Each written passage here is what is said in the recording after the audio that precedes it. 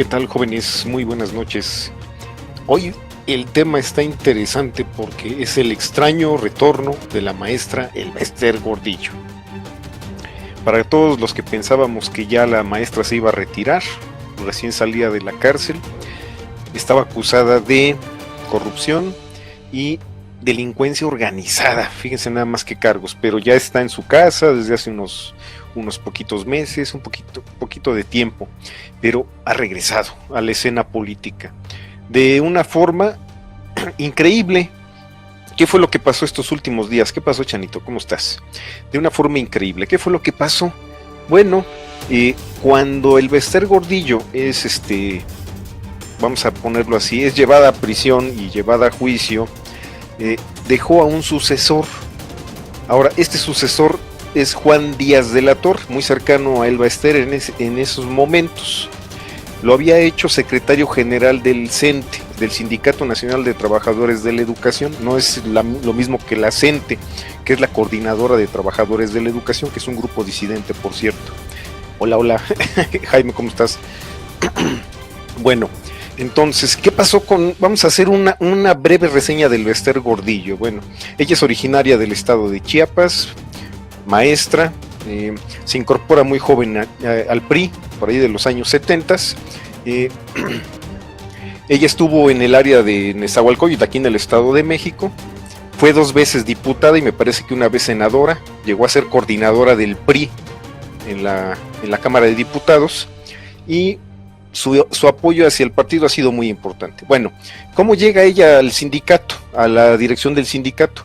Anterior a ella había estado otro líder sindical que se llamaba, y de hecho fue gobernador, Carlos Jongitud Barrios. Él fue gobernador de San Luis Potosí, también un priista de muy larga trayectoria. Cuando empiezan estas cuestiones de los cambios del PRI, que llega Carlos Salinas de Gortari a la presidencia en 1988, este señor, Carlos Jongitud Barrios, había tenido dificultades con él, entonces lo quita del sindicato y pone Elbester Gordillo. Bueno, a la actualidad Elbester Gordillo tenía hasta el 2013 24 años ininterrumpidos en la dirigencia del sindicato. Había tenido ahí otros secretarios generales, ¿no? Pero incluso ella se nombró como presidenta vitalicia del sindicato. Bueno, en el 2006 tiene un rompimiento fuerte con el PRI. De hecho, se va en contra del candidato del PRI, que era Madrazo. Se va en contra de él. Empiezan ahí las dificultades y la separación del PRI. Entonces, también en el año 2012, cuando ya va a ser la campaña de Enrique Peña Nieto, tienen unas diferencias. Incluso la maestra Elbester Gordillo se oponía a la reforma educativa.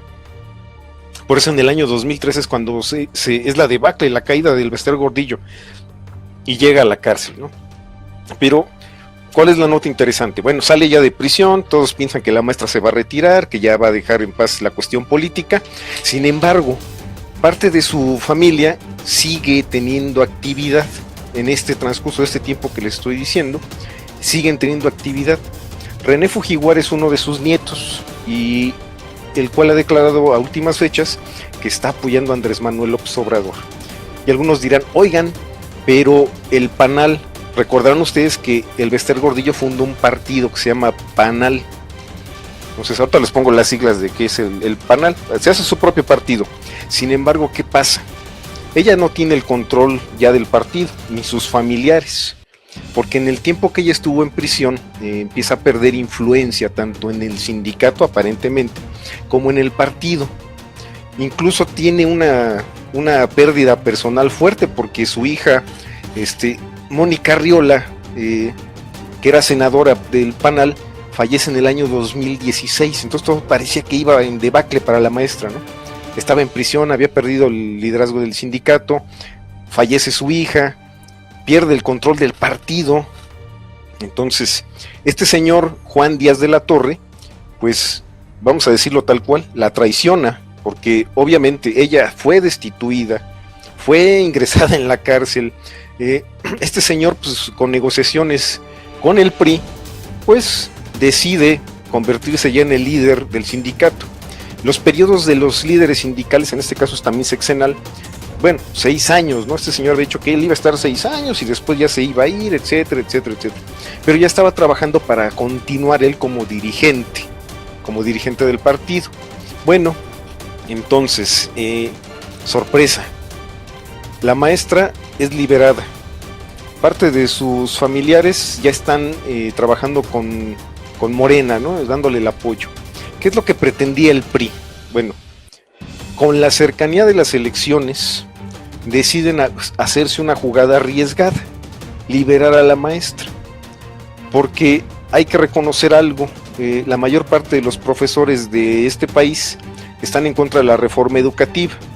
La reforma educativa es una herramienta muy chistosa, porque trata de combatir una estructura que el propio PRI creó.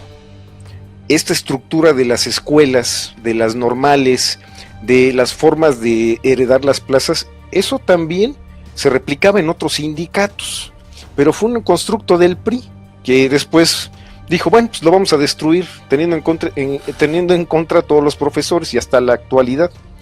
Entonces, la jugada del PRI es arriesgada, porque dijeron, bueno, esto nos puede pesar mucho, vamos a liberar a la maestra, vamos a ver si llegamos a un acuerdo. Oh, sorpresa, ¿cuál va a ser el acuerdo? Una de las primeras acciones que ha tomado en este mes de febrero es un juez en Tijuana acaba de otorgar un amparo, y voy a darle la lista de los profesores que lo promovieron. Promueven un amparo en Tijuana, Brandon Arturo González, y ese es el juez, perdón, el juez Brandon Arturo González es el que libera este amparo. Lo promueven Emilia Castillo, Catalina Heredia y Rafael Olvera. Es la información que hay hasta el momento. Este amparo, ¿en qué consiste? En impugnar el liderazgo de Juan Díaz de la Torre, diciendo que este señor no cumplía con los requisitos para ser electo líder del sindicato. Entonces me parece que ahorita ya también Juan Díaz de la Torre promovió otro amparo para una suspensión, porque lo van a tumbar, señores.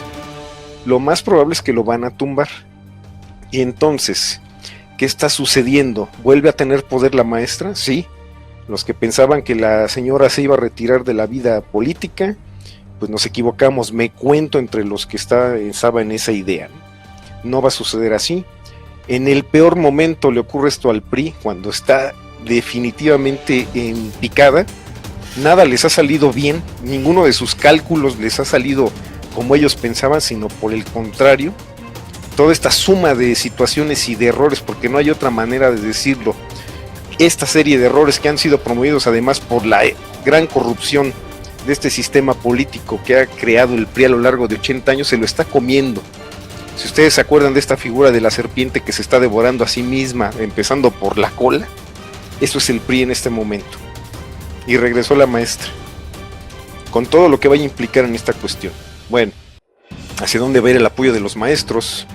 Nosotros vimos en el estado de Guerrero que había una manifestación, bueno, no una manifestación, fue un evento público de MEADE, donde llevaron a varios maestros. Y voy a retomar la parte de Guerrero, ahorita en lo que estamos diciendo de la suma de los errores. Ha salido una nota donde dice que el sistema de salud del estado de Guerrero y del estado de Oaxaca está a punto de colapsar. Ahí están los resultados de estas políticas del PRI. No hay otra manera de decirlo, ¿eh? El desmantelamiento de las instituciones de salud. Y vamos a dejar por un momento la cuestión de la maestra Elvester, porque para el PRI esto es el nudo en la cuerda que lo va a ahorcar. Recordarán en el año 2000, nada más voy a hacer un pequeño cierre para esta cuestión. Cuando en el año 2000 el PRI pierde contra Vicente Fox, también habían sucedido unos eventos encadenados, entre ellos la muerte de Fidel Velázquez. Ahí se veía clara la situación que iba a ocurrir, ¿no? No se desmoronó el PRI después, de hecho, porque conservó gobernadores y un sistema político que seguimos heredando. Bueno, veamos si lo podemos terminar. Les decía yo ahorita del sistema de salud de los estados dos mencionados, que era Guerrero y Oaxaca, pero ahora me voy a ir a la CDMX. Hace poco se aprobó una ley, la ley hídrica. Señores, ese es un paso a la privatización de los recursos hídricos de la Ciudad de México.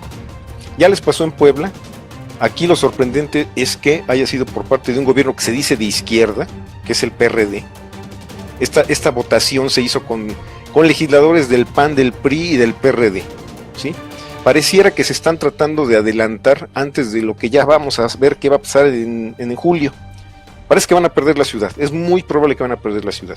Entonces aprobaron una ley hídrica de la cual los ciudadanos ni nos enteramos. Por ahí encontraremos unos videos que ya les colocaré, donde lo que se está aprobando es que el servicio sea otorgado por empresas privadas. Eso es algo muy serio. Eso es algo muy serio. Entonces, en sintonía con esta cuestión, vamos a ver qué pasa en los próximos días. Víctor Hugo, ¿cómo están? Betty, mi tía Lidia, Carla, ¿cómo estás? Saludos a todos, Lisa.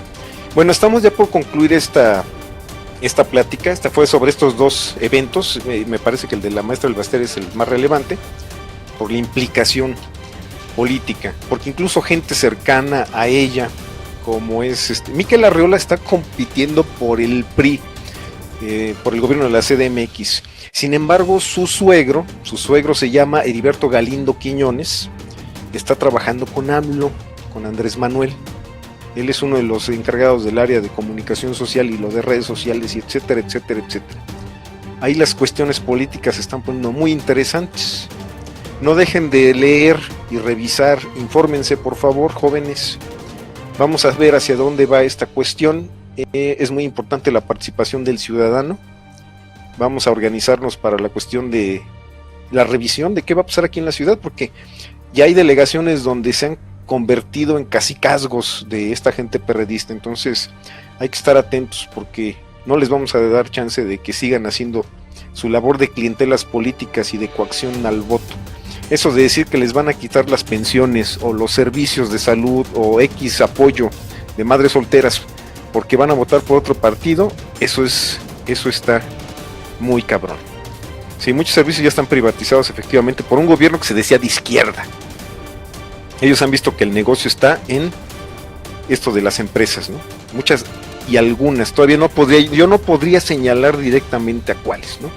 Empresas tienen relación con estos políticos, pero sin duda ellos han sabido encontrar los nichos para generar dinero, más lo que se apropian de otras cuestiones presupuestales. Bueno, vamos a despedirnos, muchachos. Vamos a seguir haciendo estas pláticas de cuestión política y otras cuestiones históricas. Entonces, un gran abrazo para todos, que estén muy bien, un gusto estar con ustedes.